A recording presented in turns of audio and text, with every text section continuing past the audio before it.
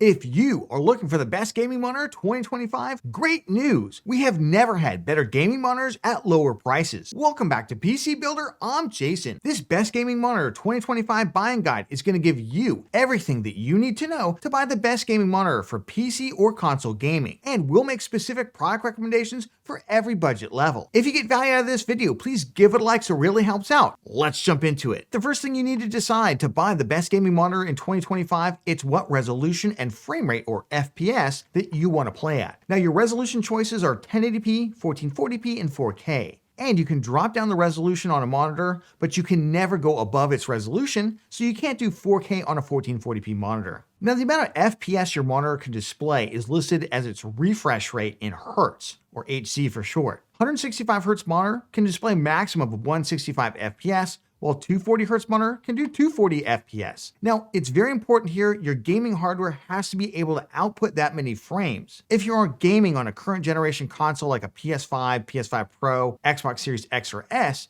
you're going to be locked into 120 FPS as your maximum, so don't overspend on a 240 Hz LCD gaming monitor just to get that higher FPS rating. Now for PC gamers, you're going to want to focus on your graphics card and on the games that you play. Competitive multiplayer games like CS2, Marvel Rivals, or Valorant are easy to run at competitive settings and they get extremely high frame rates. While graphics intensive games like Black Myth Wukong, Cyberpunk 2077, Jedi Survivor, those are much harder to run, and you're going to be looking to hit around 60 FPS or higher with very good visual quality settings. So if you're really into competitive multiplayer games, you want to emphasize a higher refresh rate monitor like a 240 Hz over going up in resolution from maybe 1440p to 4K. And if you mostly play single player games, you're going to want to emphasize going up in resolution over a higher refresh rate. Now this is especially since most gaming monitors start at around 165 to 180 Hz in 2025. So what GPU or graphics card do you need to run at 1080p, 1440p, or 4K in 2025?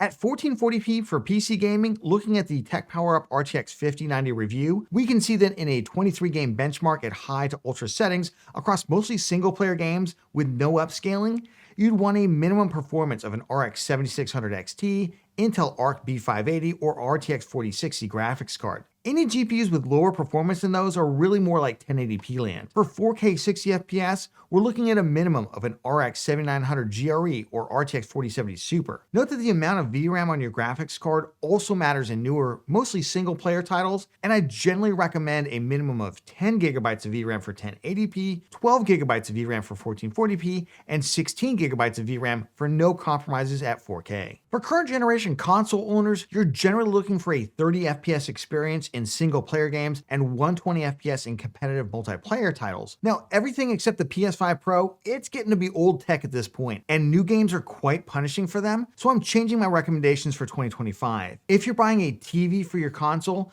4K is probably the best as it's the dominant resolution for TVs, but for gaming monitors, I only recommend 4K for the PS5 Pro now, and 1440p or 1080p for everything else. Now let's talk OLED versus IPS versus VA panel types. OLED, of course, it's the latest gaming monitor tech that allows for instantaneous response times, which means almost no motion blur, true deep blacks because it can turn off individual pixels, and incredible HDR or high dynamic range gaming, which makes images look amazing. Now the downsides are that the panels cost quite a bit more, text clarity isn't as good as LCD panels using IPS or VA panel types, and OLED doesn't get quite as bright as LCD monitors. There's also a very small risk of image burn-in if you're primarily using the monitor for static desktop applications, such as writing documents for long periods of time. My personal recommendation, if you're primarily buying a gaming monitor for gaming and content consumption, like just watching videos, then OLED delivers a truly transformative experience, and it's well worth the money if you can afford it. All right, DisplayPort versus HDMI. Now, virtually every gaming monitor is going to come with both an HDMI as well as DisplayPort cable connection. So what should you use? Well, if you're a console gamer, you got to use HDMI.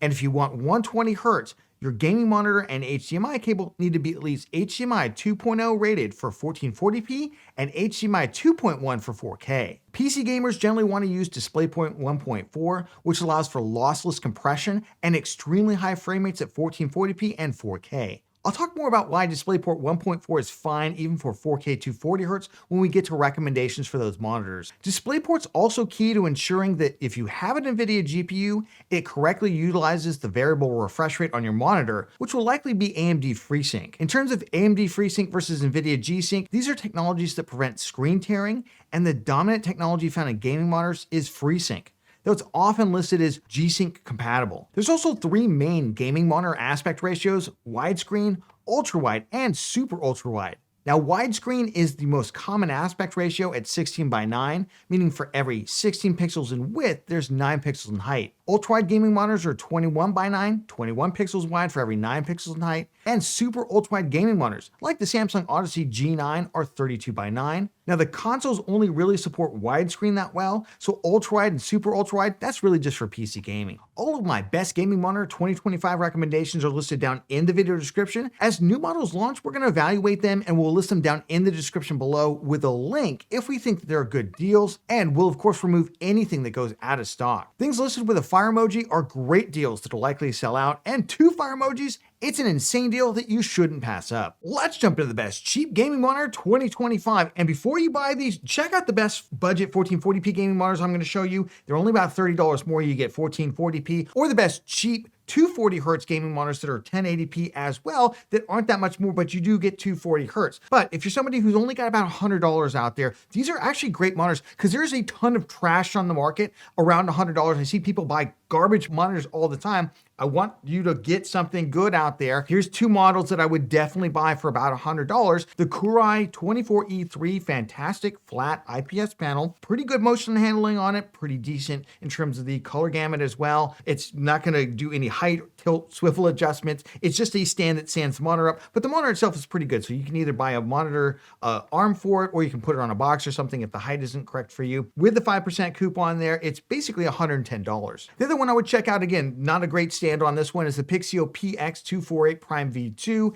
Not a lot of difference between this and the 24E3, the Kurai model, other than the slightly higher refresh rate on it, but pretty decent pickups if you need something super cheap. Let's jump into the best 1080p esports monitors in 2025. Now, this is if you want more frames and you don't necessarily want to go up in resolution, because 1440p budget gaming monitors start at this same price right here. So if that's you, skip ahead. But if you're looking for frame rate for those competitive multiplayer shooters, typically, this is what you're looking for. The AOC C27 G2Z 27-inch. Now, this is a curved VA panel. It's not flat IPS. I got one of those coming up, but for $149, it's got great motion handling on it. There's not that black smearing that you often get with VAs on this panel. It's got 2 HDMI 2.0, but you're really going to want to use DisplayPort. Remember, these are not really console monitors. These are PC gaming monitors, because consoles, of course, are locked to 120 Hz. So you're going to want to use DisplayPort on your PC. This is an absolutely fantastic monitor, although it would work just fine for PS5 or anything else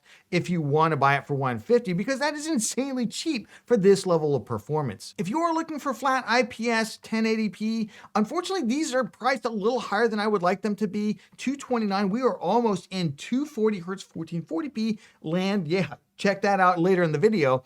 But still great gaming monitor. This is a 280 Hz panel. This is the ASUS TUF Gaming VG259QM. 24.5 inch. I know some of you purists out there will absolutely love that the smaller size on this and the pixel density on it. Fantastic gaming monitor. I've been recommending it for years. Continues to be one of the top picks out there. And of course, if you want 360 Hz, because you can't get 360 Hz 1440p for this price just yet, the Alienware AW2523HF. This is an insane panel, by the way. Insane motion handling on it. It looks phenomenal. The color gamut is really good. This is a great, great panel for you esports pros out there. $349, that sometimes does go on sale a little closer to $300, but $349 is often where it's priced, and that's pretty decent. Let's jump to the best budget 1440p gaming monitor 2025 listings. And honestly, look at that price, $144 to get into 1440p gaming. And no, these are not garbage monitors. These have mid-range performance from years past, and they're being sold at an incredible price point. You would have paid $300 and pay that happily 2 years ago for the similar performance to what you're going to be shown here. Let's start off with one of my top picks, KTC has recently introduced this monitor. It's H27T22S. It's 1440p, 180 hertz. It's flat. It's IPS. Fantastic motion handling. Great color gamut on it. Overall, fantastic monitor. I will say it has a couple of drawbacks in that the stand is it's not quite hot garbage. It's just tilt. There's no swivel. There's no height adjustment to it. So you can always, of course, replace these with a monitor arm or something like that for about $20. Or I'll show you a couple more that I also like a lot that do come with pretty good stands to them. If you're not familiar with KTC, they basically manufacture a lot of the panels that like MSI, Gigabyte, ASUS, and others use in their gaming monitors, and they decided, hey, rather than just selling them the panel, what if we also had our own brand? So they've been making their way into the US market over the last couple of years. $143 is insane. The other one who's been fighting to get in the US market and just selling their monitors so cheap is ASRock. So we got two monitors from ASRock here, either the curved VA panel, which is great. It doesn't have a lot of the black smearing that you often get with VAs on it. It's got incredible contrast to it. Just an overall fantastic panel for $142. That's the ASRock Phantom PG27 Q15 R2A. 27-inch. It comes with cable management stuff. It comes with something for your Wi-Fi antenna. It's overall just pretty awesome in terms of its other features as well. It doesn't have like a USB hub or anything like that to add that kind of functionality to the stand. But if you're looking for something cheap and you like curved, this is a good one to get. ASRock also has flat IPS panels as well. $165 right now, but you do get a phenomenal stand with this one. It has height, it has swivel, it has tilt to it. It's very similar to the KTC in terms of its overall performance. It's just that it actually comes with a decent enough stand, so maybe you pick up this one instead. Finally, we got the Acer Nitro XV271U. I can just continue to recommend this one over and over again. $180 is a 180 hertz panel. It doesn't quite get as bright as the ASRock monitor, but it's really good for gaming. Again, great motion handling to it. We've continued to recommend it over and over again. $179, really good value. Quick honorable mention, there's a number of panels you're like, Jason, what happened to the Gigabyte M27Q, the MSI monitors used to recommend? Unfortunately, for whatever reason, they just really haven't adjusted their prices to the new environment. I will say around Black Friday, this Gigabyte M27Q, and this is the second edition one with the updated RGB layout instead of the BGR, it dropped all the way down to $179. So I do expect some of these other brands to kind of reassess in the coming months where their monitors are at. So check those listings down in the video description, see if anything dropped in price. Moving over to the best 1440p gaming monitor 2025, and this is an LCD panel, and this is a mid-range performer. I will say this is the only one I'm gonna give you in this segment, because once you get over to about $200, I just can't see spending more money for the same refresh rate unless you get something extra, which is what this monitor gives you, or you get a higher refresh rate. And we'll go to those 240 Hz 1440p monitors in just a moment. But the AOC Q27 G3XMN is a 27-inch. Now this is a VA, it's flat VA. I'm not even used to saying that because most VA are curved.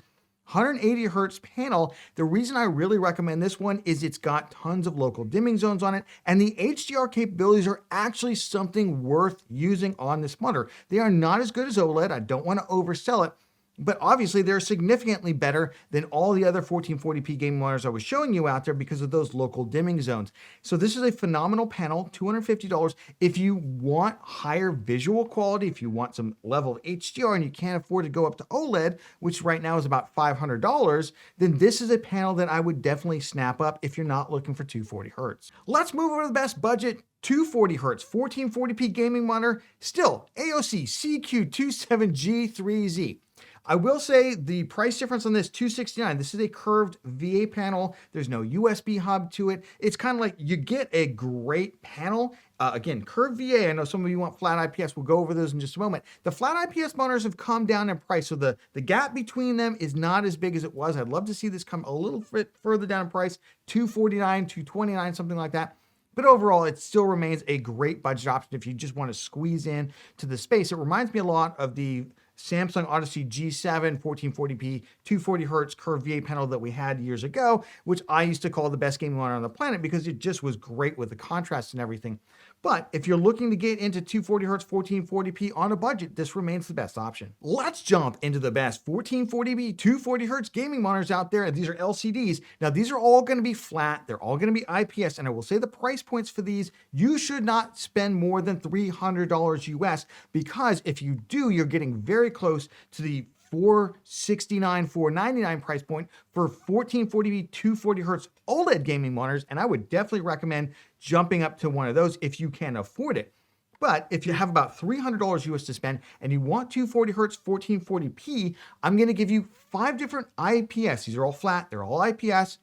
And honestly, I would probably only spend about $15 to $20 more for the top one versus the bottom one because they are all that close in performance. They're all that close in performance. Let me give you them in the order I would buy them if they were all equally priced. Now, I would not buy this monitor at this price today at $346, but this is the LG 27GR83Q-B. Most of these have a USB hub. They have really good in terms of their stands, height, tilt, swivel adjustments to them. They all have phenomenal motion handling, and they're all, again, flat IPS. Contrast on IPS, not as good as it is on VA, but these all have good contrast for VA panels out there. The reason I like the LG, slightly better image quality to it, but really not much else than that. Again, I would not overspend for it. The next one I would look at, and probably the one I would walk away with today, is the Gigabyte M27Q-X. Now, this one went out of stock for a long time. A number of folks know this monitor really well.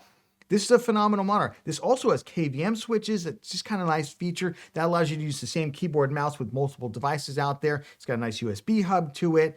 Again, phenomenal monitor. $299 is the price that I would pay today. Another one out there that often gets super cheap, I don't know what they're thinking with $429, is the HP Omen 27QS. Again, very close in terms of the Gigabyte model. I would basically I'd flip a coin at $299. You often see this one get to $299, sometimes even $279. And then we've got the MSI G274QPX. Now, the only downside to this, it doesn't have a USB hub on it. That's kind of an ancillary feature. I usually just plug in my mouse and my keyboard there. It's nice to keep cables clean and stuff like that, but it's not necessary, and you can get a second device for that. You can spend another $10. $299, again, great monitor in terms of the motion handling, flat IPS to it.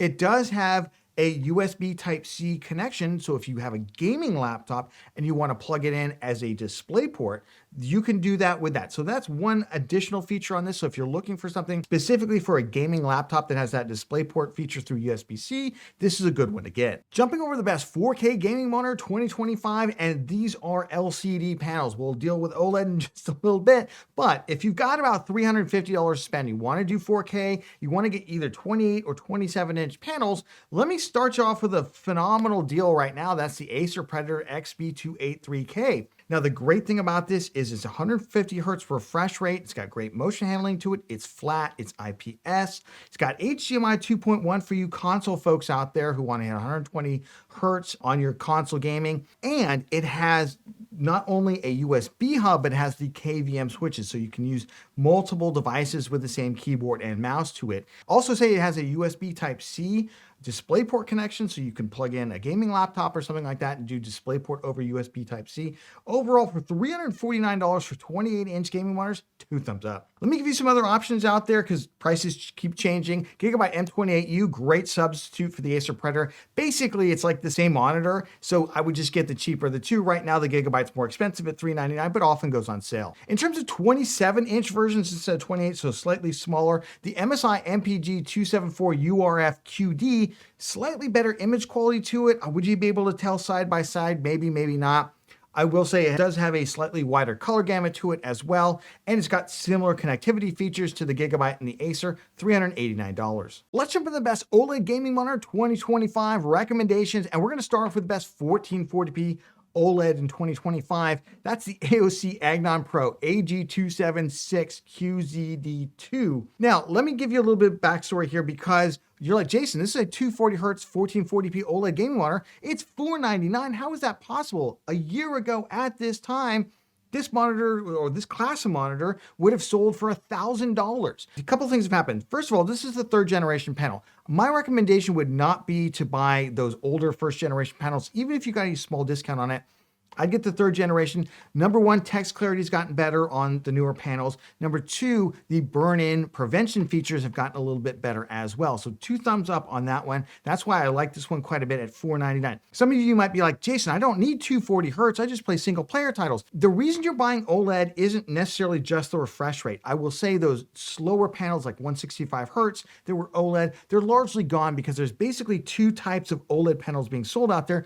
LG makes one. It's a WOLED panel. It's 240 hertz, and it's typically a matte finish on it. And then Samsung makes the QD-OLED panels, 240 hertz, and that's typically a glossy finish on them. So if you like matte or glossy, maybe that's a big difference for you. Otherwise, I'll be quite honest, you can't really tell the difference between WOLED and QD-OLED because the jump from LCD to OLED is absolutely insane. You get the true deep blacks out there because you can turn off the individual pixels. You get incredible HDR with the color gamut on these and the infinite contrast. The motion handling on these monitors is really second to none because the response times are nearly instantaneous.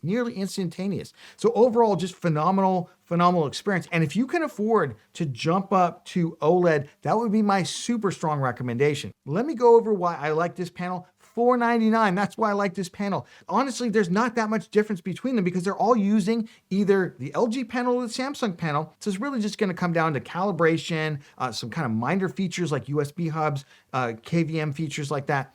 This one has all that, and it's a great gaming monitor. I would snap this up at $499. As an alternative out there, if you want that WOLED panel or if you want that matte finish that comes with a WOLED panel, this is the KTC G27P6. Pretty much identical in terms of everything. The monitor stand on it works pretty well. Reviews of this monitor were very, very good. $499 price point, obviously, that's a huge one right there. I will say both these monitors have HDMI 2.0, but don't freak out, console folks. That is plenty at 1440p to get 120 hertz, and you're going to get incredible HDR with it as well. There are a lot of these great panels out there, however, a lot of them are still stuck around $600. I expect in the coming months here, panels like the MSI Mag 271 QPX QD-OLED E2, I love the names, don't you? Are going to come down in price. They're going to come down closer to that $499 price point. So if you see some additional ones listed down in the video description, that's because the prices are great. And again, all these monitors are fantastic. Now, if you're an esports nut, you want to get even higher refresh rates, 360 hertz is available for a pretty good price. There's also 480 hertz. I think it's kind of stupid price right now, but check this out. This is the Asus ROG Strix XG27 ACDNG. 360 hertz, it's basically the same panel, same Samsung QD-OLED panel. It's got a glossy finish to it. Not that different than the 240 hertz monitors I was just showing you out there. $649, so it's $150 to get 120 hertz extra refresh rate. Again, if you're an esports pro, maybe that really makes the difference for you. I will say we see a couple of monitors coming down the pike that might lower the price point on these. This is a monitor that we played around with at CES. No reviews of this. It literally just got listed yesterday. This is the ASRock Phantom Gaming PG027 QFV, $575 for 360 hertz. Again, it's using the very similar panel out there. This is the QD-OLED Samsung panel. So if this is a good monitor, I will list it down in the video description. And at $575, I would probably spring the extra $75 for another 120 hertz automatically. Let's jump into the best 4K OLED 240 hertz gaming monitors out there right now. And I know the 27-inch are coming, but they're coming later in the year. So these are 32-inch gaming monitors. And frankly, I prefer 32-inch. I think this is a great size for this kind of, for 4K 240 hertz. And I want to quickly address the whole, do you need DisplayPort 2.1? Note, I'm not talking about HDMI 2.1. I'm talking about new DisplayPort 2.1, which some people say you have to have in order to hit the bit rate necessary for 240 hertz at 4K. That is not true. DisplayPort 1.4 using DisplayStream compression, which is a lossless technology, will hit that just fine. The problem with DisplayPort 2.1 right now, number one, you'd have to have a 50 series GPU in order to use it. You can't use it with older GPUs because they're not DisplayPort 2.1 compliant. The second thing is the cables are super short. They are super short. They're so short you can't reach your PC with it, so I don't recommend them until they figure the whole cable issue out. I think DisplayPort 2.1, it's just way too early adopter. It's way too not ready for prime time yet. Don't overspend for a monitor that has DisplayPort 2.1 on it. Get something like this. This is the MSI MPG 321URX, the QD-OLED panel. 240 hertz is 4K. It's incredible. It's OLED. This is a 3rd gen panel, so it's got the good text clarity to it. It's got the upgraded OLED care as well. It's got tons of great connections to it, a USB hub. It's got the 90-watt USB Type-C, so you can plug that in and use DisplayPort over USB Type-C. $920. This is fantastic. The only feature this lacks is the Dolby Vision feature. To me, that's really more of a watching movies thing and not playing games. I'm not as interested in it. That's why I would snap this up. If you do want the Dolby Vision and you don't mind a curved panel, honestly, this is a 32-inch panel, so the curvature probably, you wouldn't even really notice it. This is the Alienware AW3225QF. It's basically the same exact game monitor except Alienware. Alienware and Dell does a great job with these Alienware monitors in terms of the look and feel of them, the build quality to them. $899. It's also the cheapest of them right now, and it does come with that Dolby Vision. Now, I know there's always people out there that want the burger with everything on it, and they don't care what they have to spend for it. So let me recommend the ASUS ROG Swift PG32UCDM. Now, this is a 4K 240 hertz 32-inch panel. And this has the Dolby Vision and it's flat. So you got everything right there. This does not have DisplayPort 2.1. There are a couple of monitors out there with it, but I just don't recommend them. $1,100, this is gonna give you all the usable features that you need. Let's jump into some large format stuff. For those console folks out there, maybe PC gamers, looking for 120 hertz and you're looking for OLED and you're looking for something that's TV sized, either for a game room or just a new TV, the LG B4 OLED is amazing. It's got 120 hertz, so you can hit that console refresh rate at 120 hertz. It's got HDMI 2.1, so that's great for your console out there. It looks amazing. It's slightly cut down from like the C4. The C4 is quite a bit more expensive though, but you can always find that. Now, I do expect every year LG will come out with the next version. So I expect by the mid-year, the B4 will probably be sold out and it'll be the B5 version, or maybe it'll be the C5 version.